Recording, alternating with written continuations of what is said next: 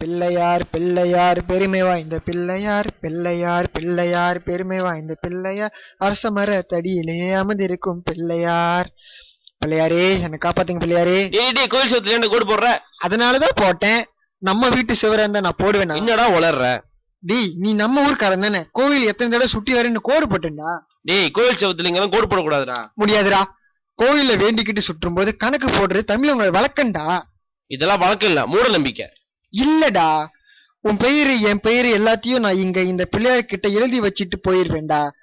அப்பதான் கடைசி செம்ல நம்ம பாஸ் பண்ண முடியாது. டேய் அதெல்லாம் பொய்டா, நல்லா படிச்சாதான்டா எக்ஸாம்ல பாஸ் பண்ண முடியும். எதுடா போய்?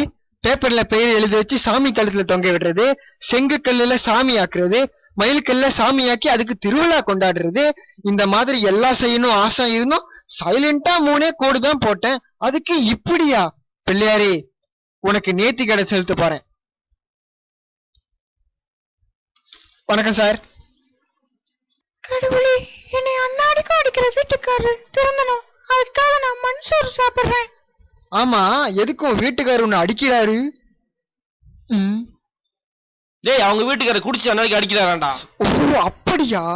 இந்த மாதிரி குடிச்சிட்டு மனைவி அடிக்கிற வீட்டுக்காரரும் என் நேர்த்தி கடன் நிறைவேறணும் வேண்டிக்கிட்டு இந்த தேங்காயை நான் உடைக்கிறேன். பிள்ளையாரே பிள்ளையாரே என்னை காப்பாத்து. ஆஹா, பன்னு டேமேஜ் ஆகி ஜாம் வெளியே வருது சார். ஐயோ இப்படி நடந்துருச்சே.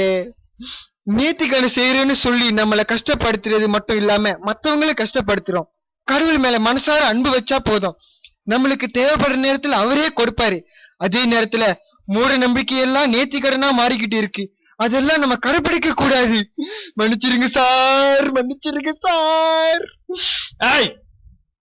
எடுத்து திருத்தி கருத்தை சொன்னா ஏத்துக்க